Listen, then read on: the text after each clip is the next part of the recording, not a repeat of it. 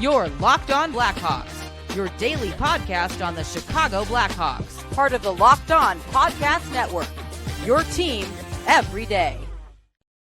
What's going on, Blackhawks fans? Welcome back to another episode of Locked On Blackhawks, part of the Locked On Podcast Network, your team every day. As always, I'm your host, Jack Bushman. You can find me on X at Jack Bushman too, but make sure to go and follow my strictly Blackhawks account at Talkin' Hockey. That way you can get all of the latest Blackhawks news and updates. And a quick reminder as well, please make sure that you're subscribed to Locked On Blackhawks on YouTube if you enjoy what you're watching on a daily basis. I know from the YouTube data and analytics that roughly 50% of the viewers on YouTube right now are not subscribed to Locked On Blackhawks. Please make sure to go and hit that button for me. It only takes 2 seconds, won't cost you anything, 100% free, and is the best way to help me in growing the show. And last but certainly not least, got to let you all know, today's episode is sponsored by Game Time. Go and download the Game Time app, create an account, and use the promo code LOCKEDONNHL in all caps to get $20 off with your first purchase.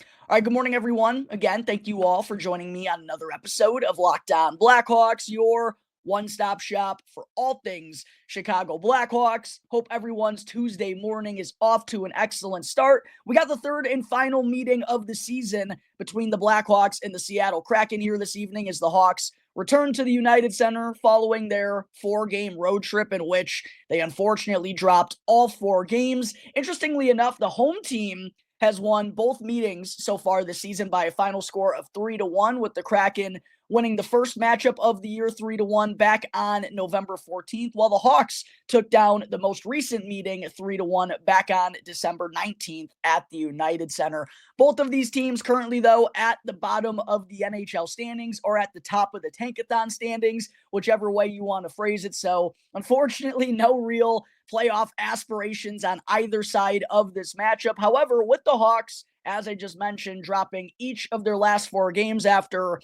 a rather sturdy start to the month of March. Hopefully they'll be able to find their footing here in the last couple weeks of this month. But after losing Thursday to San Jose in a true tankathon matchup, as well as Saturday night to the Vancouver Canucks, the Blackhawks have certainly narrowed the gap with San Jose in terms of having the worst record in all of hockey. Taking a quick look at the updated Tankathon standings, since the Blackhawks are facing off with the Kraken in a bottom 5 matchup here this evening. The Sharks are still dead last in the NHL standings with 45 points through 68 games this season, but the Blackhawks are only now 4 points ahead of them as they have 49 points through 67 games this year. But it is becoming more and more a 2-horse race down the stretch for the best odds at the number 1 pick in the 2025 NHL draft, as the Blackhawks now have 9 points fewer than the Nashville Predators, who are in that 3rd point spot, and then Seattle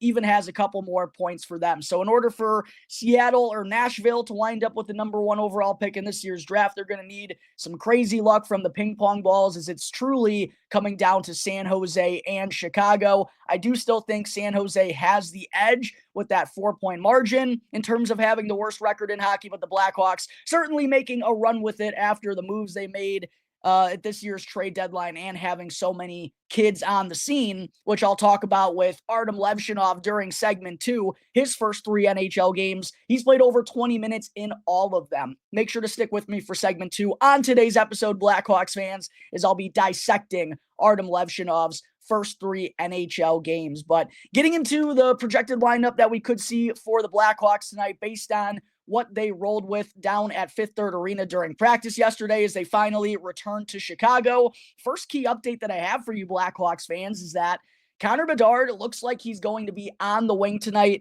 and I love the trio that Anders Sorensen has put to top off this Blackhawks forward group. Ryan Donato at the left wing spot, Frank Nazar down the middle as the top line center, while Connor Bedard has been moved to the right wing. First, before talking about Nazar playing center and Bedard at the right wing spot, just in general, it makes me so happy to see Connor Bedard getting more help on his top line. And I've been calling for this for multiple weeks. I don't really understand why Sorensen was like fooling around with a Colton Dach, Connor Bedard, Jason Dickinson top line, especially when Dickinson is, one of the most valued center icemen that we have on this team. I know he was playing center and had some center responsibilities from time to time as he and Bedard would kind of rotate, but still felt like it wasn't a good spot for Dickinson.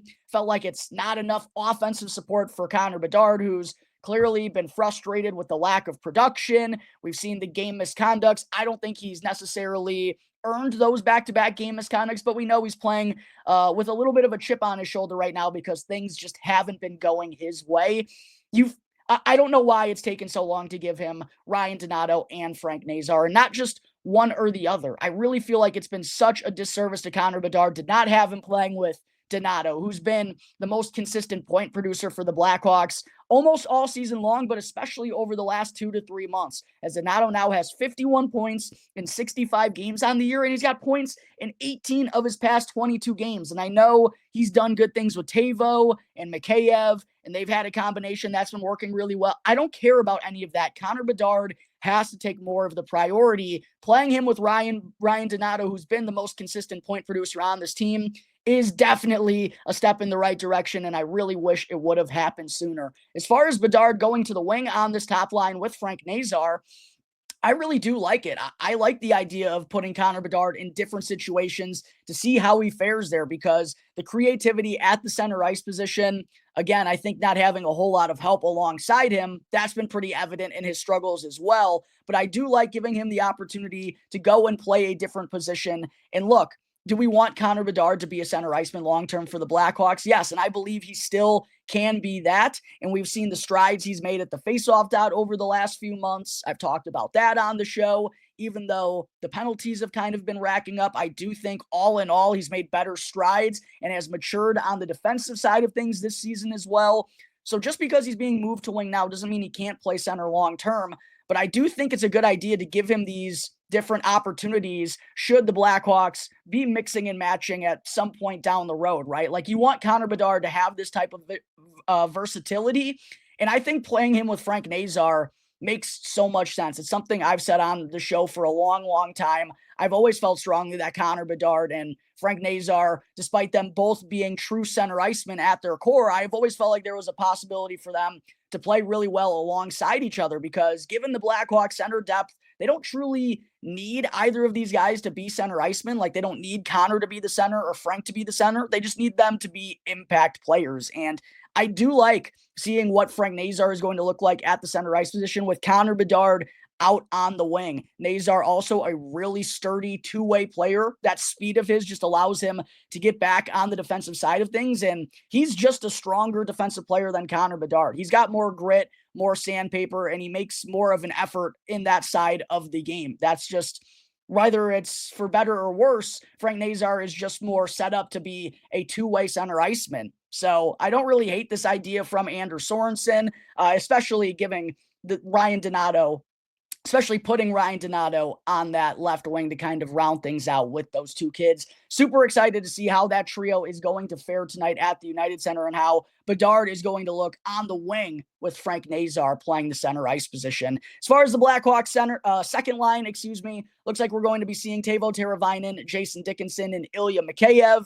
Teuvo and Mikheyev, obviously, like Donato, have been really carrying the productivity for this Blackhawks offense over the last couple of months. Teuvo now up to 52 points in 67 games on the season and has points in 13 of his past 18 contests. And then Ilya Mikheyev also has points in 9 of his last 17 games. Third line for the Blackhawks looks like it's going to be Landon Slaggert, Nick Foligno, and Colton Dach. A whole lot of grit and sandpaper on that third line, a trio that I really like paired together.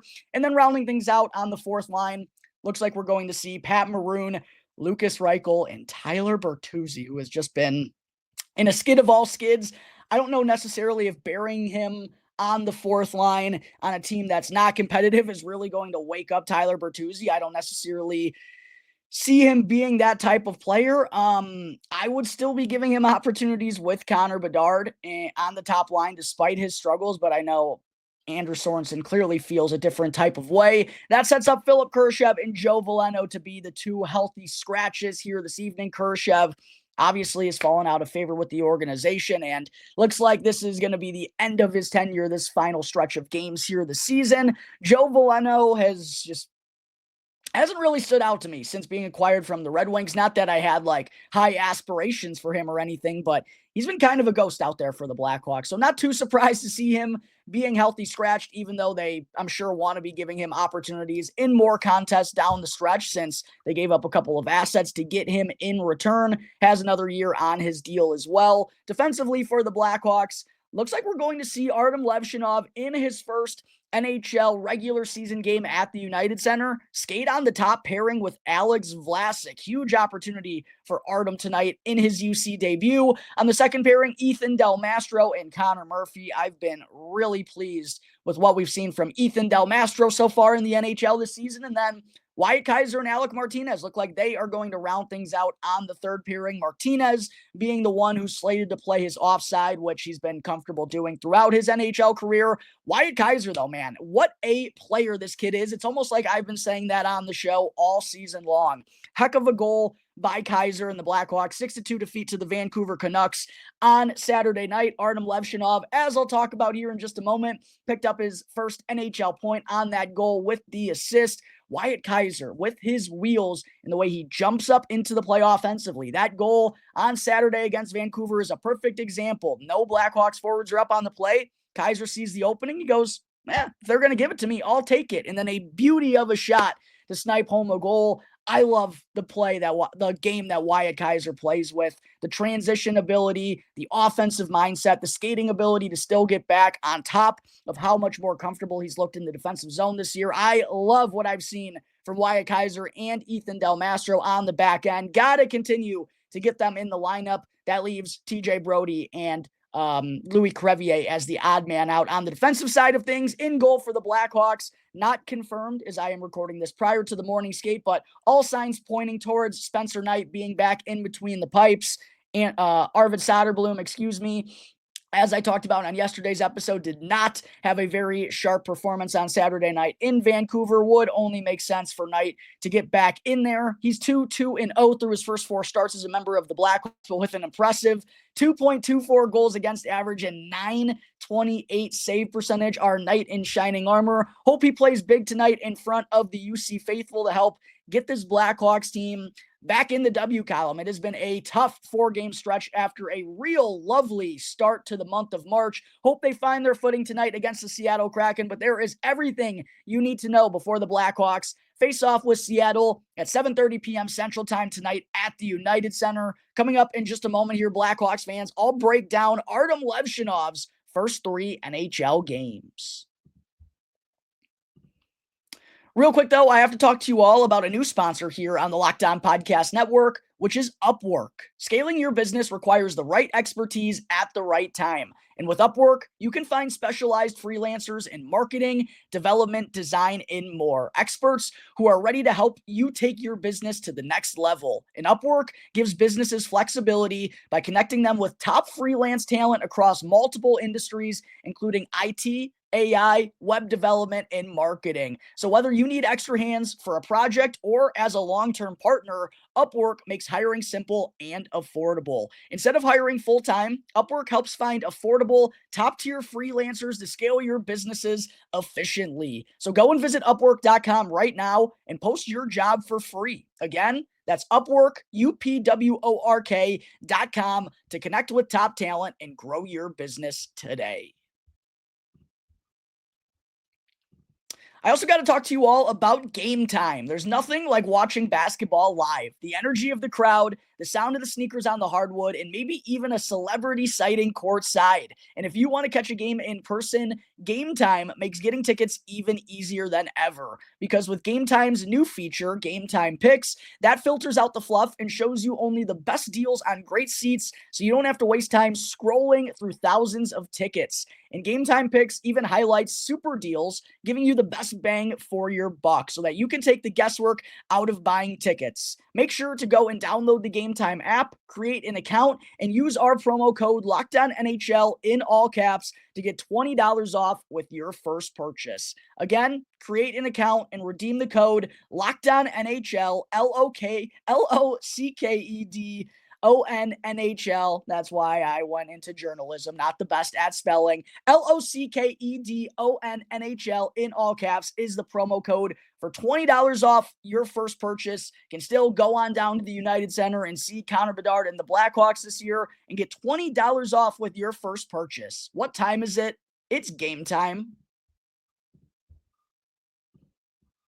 Segment 2, Artyom Levshunov set to play in his 4th NHL game tonight when the Blackhawks take on the Seattle Kraken. It'll be his first regular season game at the United Center. Still, of course, a very small size for Levshunov with only 3 games under his belt, but I did want to go over my noteworthy takeaways that I have from his first 3 NHL contests during the Blackhawks West Coast road trip. Of course, we saw Levshunov make his NHL debut last Tuesday when the Blackhawks faced off with the Colorado Avalanche, which I thought was a really tricky spot for him to get his first NHL go, going up against one of the most prolific and high-paced offenses in the entire NHL. Thinking about, Levshunov having to go head-to-head with Nathan MacKinnon in transition, it can definitely be a little terrifying for a 19-year-old kid. But I thought Levshunov, all things considered, really handled himself well in that game. Was actually second on the Blackhawks in total shot attempts with 6. 3 of them wound up going on goal, and he also tallied 2 block shots while getting up to 20 minutes and 55 seconds of time on ice in his debut. I don't think that was in the cards for anyone, but with Alec Martinez, unfortunately, exiting that game early to injury, we saw Levshunov get up over 20 minutes in his first NHL game. Then in his second contest last Thursday against the San Jose Sharks, he definitely was not as involved as he was in the game prior against Colorado, specifically on the man advantage when he did get looks on the top power play unit. I thought he was way too passive and was deferring to Connor Bedard and Teuvo Teravainen a little bit too much. And what I think we all loved about Levshunov's game in that first contest, especially on the power play, like his willingness to shoot the puck, how aggressive he is. And what I love too, this is something I haven't talked about in a while on the show. It's risky, don't get me wrong, but I love how much Artyom Levshunov has been cheating up on the power play at the blue line, right? And it's risky because if you turn it over and you're a little further up, you could potentially give up a shorthanded breakaway, and that's something we've seen the Blackhawks surrender a lot this season. But with that being said, even going back to the Duncan Keith days, like so many of his shots on the power play were like fadeaway slappers coming all the way from the furthest point of the offensive zone, right? Like you got to cheat your way up a little bit to help get those pucks with a little bit more pace actually on net and give them a realistic chance to go in. I think Artyom Levshunov does a really good job of that, just kind of sneaking in to give him a better angle or a better opportunity to fire that puck past the opposing goaltender.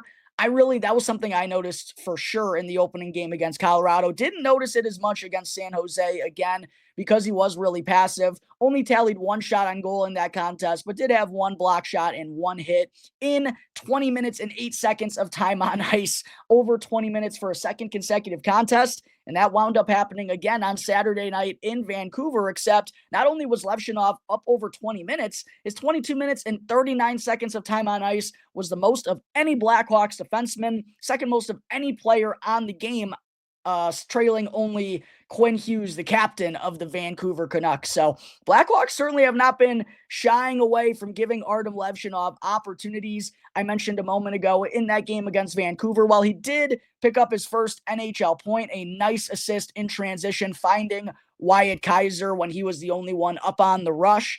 There were some defensive sloppiness moments from Levshunov as well, as he was out there for a couple of goals against, wound up being a -2 for the second consecutive game, but did have 2 shots on goal and 6 shot attempts as well, along with that assist in 22 minutes and 39 seconds of time on ice. In terms of what have we learned about Artyom Levshunov, which I know is still a difficult question considering the sample size is so small, but to me, he seems really comfortable with himself in the offensive zone, and I feel like he trusts his instincts at a young age, which is a really, really good quality to have in a young defenseman. Someone who exudes confidence, has the mental ability to stay in his own lane, and I think Levshunov has done that really well for the most part. He's made the right decisions in the offensive zone. I did think against San Jose he was a little too passive with the puck on his stick on the power play. But again, as a young kid in that situation, he's just trying to make the right play. I didn't really judge him solely for that game. And I know his bigger body of work on the man advantage as a whole tells me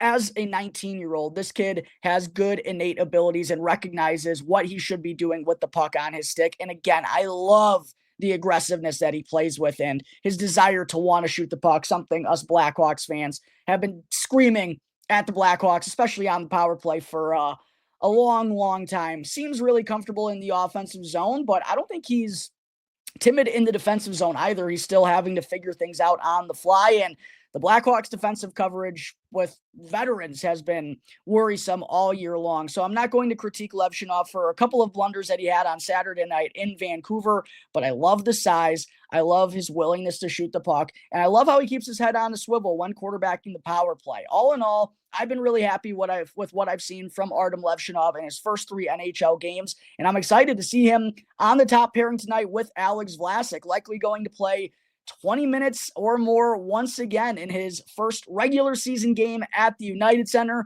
Make sure to let me know in the comment section down below how you feel about Artyom Levshunov through his first 3 NHL games. Love his transition ability, love his size, love the willingness to shoot the puck. Let me know if you feel the same way down below in the comments. But there is my quick breakdown on Artyom Levshunov's first 3 NHL games. Coming up in just a moment, I'll get into some interesting tidbits from a recent Q&A with Blackhawks chairman Danny Wirtz.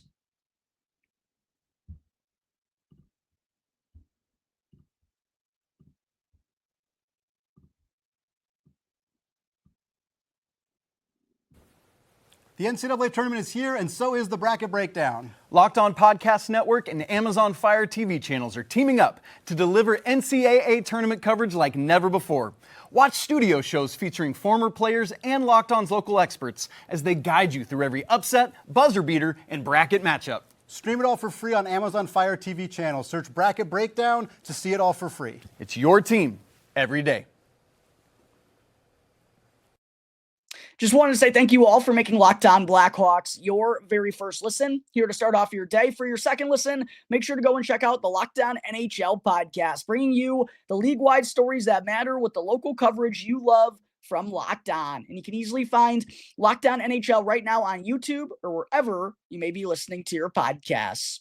Segment 3, Blackhawks CEO and Chairman Danny Wirtz sat down with Scott Powers from The Athletic on Sunday for a Q&A. It was the first time we had heard from Danny since the 2024 NHL draft during the summer. Definitely recommend everyone goes and checks out Scott's article to get the full dive on the Q&A for the full conversation.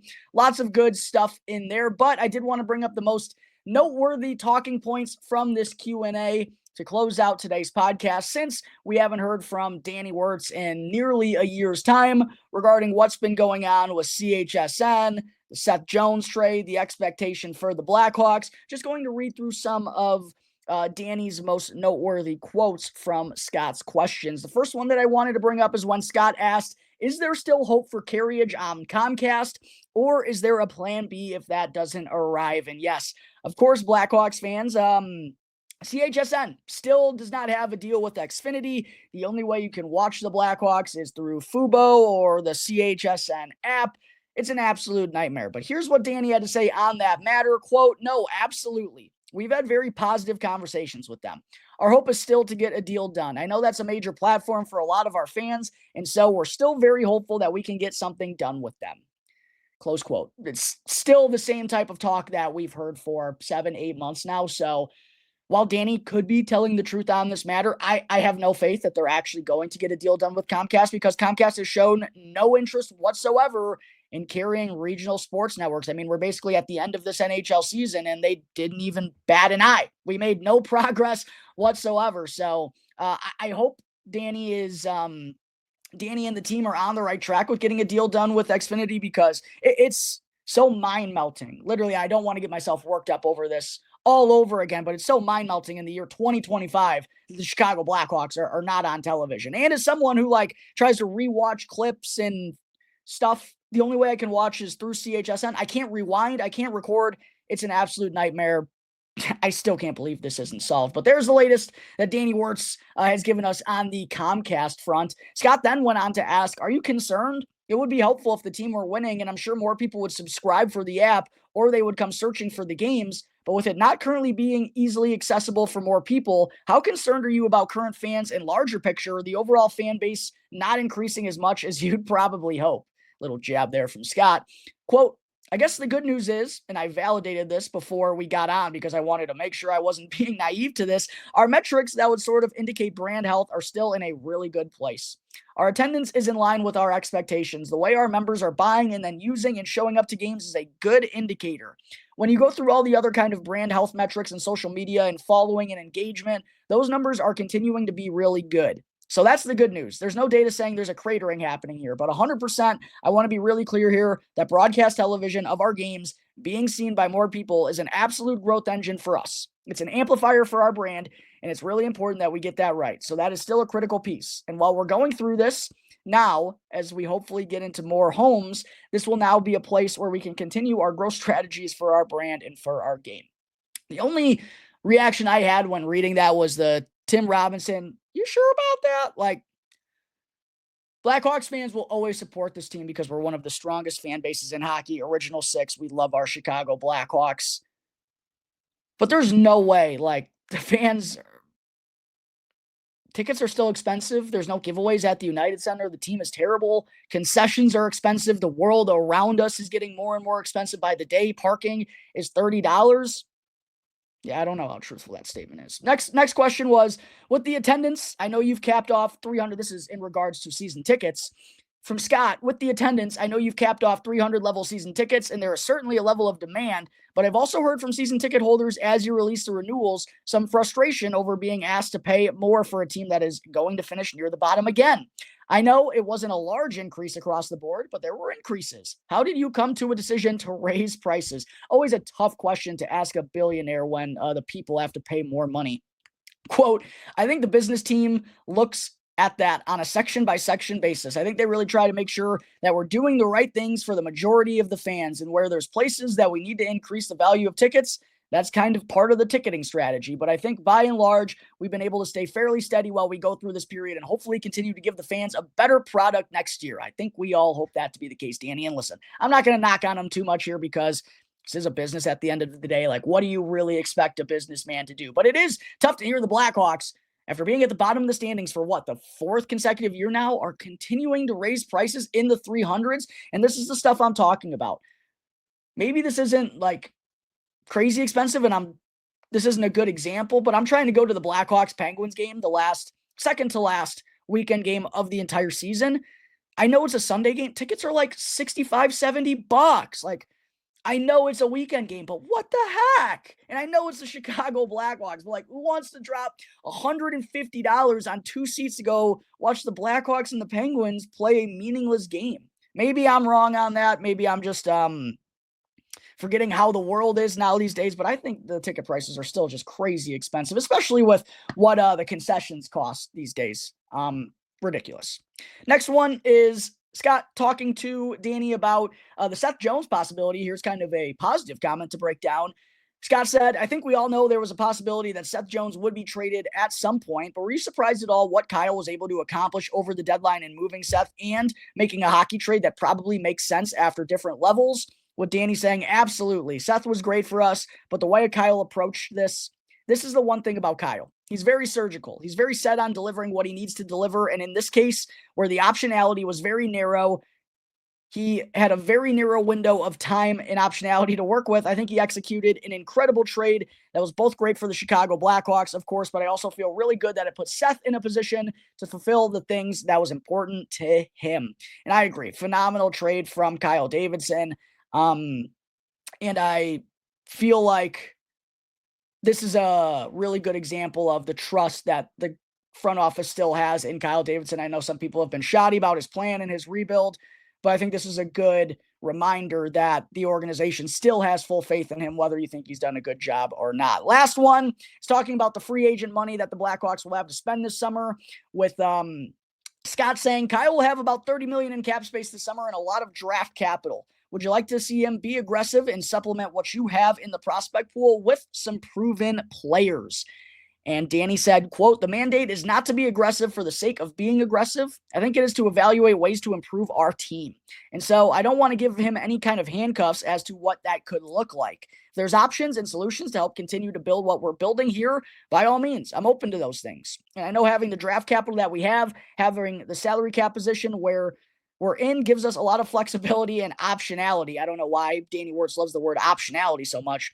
And I think that is a tremendous luxury, close quote. And I think that's a good way to put it, though, from Danny. You don't want to be aggressive just for the sake of being aggressive. You don't want to spend money just to get to that salary cap floor. You want to make sure these are effective players coming in. If you do want to take up a spot and potentially leave a young guy developing in Rockford for an extra year, you want to make sure you're being efficient with every single roster spot, even if you do have to know you got to get to that certain number to reach the salary cap floor.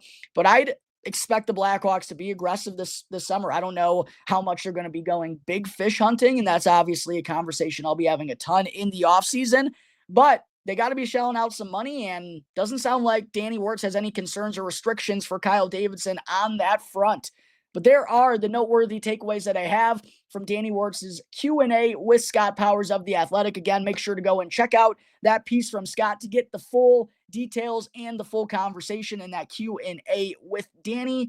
That's going to wrap up today's episode of Locked On Blackhawks. As always, thank you all again for joining me on the show. Be sure to go and follow Locked On Blackhawks for free right now, wherever you may be listening to your podcast. That way you can catch the show on the go, and subscribe to Locked On Blackhawks on YouTube. That way you can get the latest episode as soon as it's uploaded each and every day. Until next episode, everyone, go Hawks. Would love to see them snap their losing skid tonight in Artyom Levshunov's first regular season game at the United Center. Until tomorrow's episode, enjoy the rest of your Tuesdays. I'll see you next time on the Locked On Blackhawks podcast, part of the Locked On Podcast Network, your team every day.